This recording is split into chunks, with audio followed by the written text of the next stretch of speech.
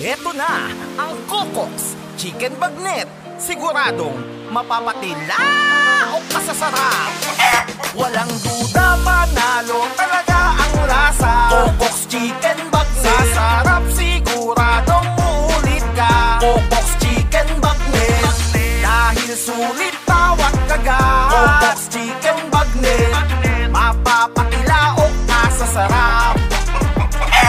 What's up, Kamalen? It's me again, Alvin Bautista, exploring Pampanga. For today's vlog, guys, no, iba-vlog muna natin ulit itong si Coco's Chicken Bagnet. Excited na ako ulit na matikman yung kanilang mga produkto o yung pinagmamalaki nilang chicken bagnet ni Coco's Chicken Bagnet, the home of the first and original chicken bagnet in the Philippines. Naka-ready na yung foods natin dito, so mamaya titikman na natin. So, excited po na ulit matikman yung mga products ni Coco's Chicken Bagnet. So, pasyal na kayo dito sa Kalayaan Branch.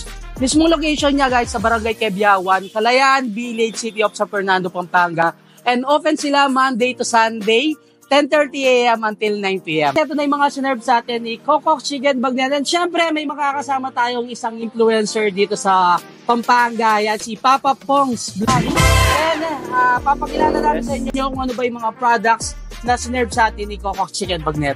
Alright, Sir Alkin, meron silang pork bagnet, chicken popcorn, burrito wrap at ang kanilang beef shawarma.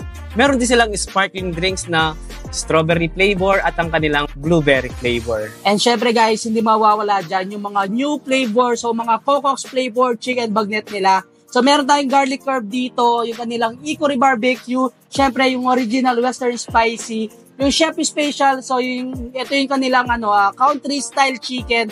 And hindi mawawala dyan yung kanilang Coco's Chicken Bagnet na kahit walang suka, walang sauce, guys, napakasarap nito. Papa Pongs, ano ba yung favorite na product mo ni Coco's Chicken Bagnet? Lahat naman ng food ay favorite natin. Pero isa sa mga favorite ko dito ang kanilang Hickory barbecue.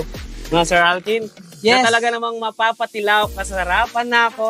Yun. So ako naman, yung favorite ko sa mga new flavors ni Coco's Chicken Bagnet, itong kanilang garlic. So isa din ito sa mga best seller nila. Pero lahat yan, guys, masarap yung mga products ni Coco's Chicken Bagnet. Siyempre, agree ako doon. Titikman ko itong kanilang garlic.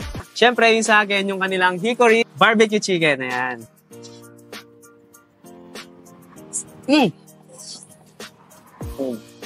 Isa sa nagustuhan ko sa mga chicken nila, Papa Pongs. Napaka-juicy. And syempre, may crunch siya yung mismong outside niya. Alright. Dahil bagnet sila. So sa Hickory chicken naman, dahil sweet si Papa Pongs, mahilig siya sa sweet. Yan. Kaya ito yung isa sa mga nagustuhan ko. Depende sa gusto nila. Yes, depende sa gusto nyo. Siyempre, Depende sa kakain. meron tayong mga country style chicken. Yes. And kung gusto nyo yung spicy, meron tayo. And syempre, huwag nyo kalimutan na hindi tikman, guys, yung kanilang original chicken bagnet. Walang duda, panalo talaga ang lasa. Coco's Chicken Bagnet, sasarap siguradong uulit ka. Coco's Chicken Bagnet, dahil sulit bawat kagat. Coco's Chicken Bagnet, mapapatila o kasasarap. Ang kagandahan dito kay Kalayaan Village Branch ng Coco's Chicken Bagnet, Papa Pongs, pwede kayo mag-dine-in dito and pwede rin naman kayo mag-take-out.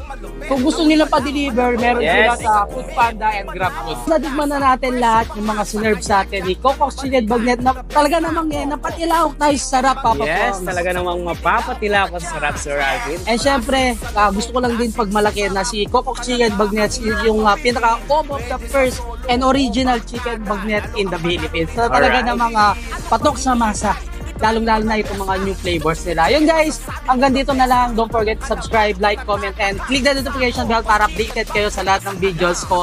And of course, huwag niyong kalimutan i-share ang video to para malaman din ng mga ibang kabalin natin. Itong si Coco's Chicken Bagnet, Kalayaan Village branch nila dito sa City of San Fernando, Pampanga. So until our next vlog, peace out!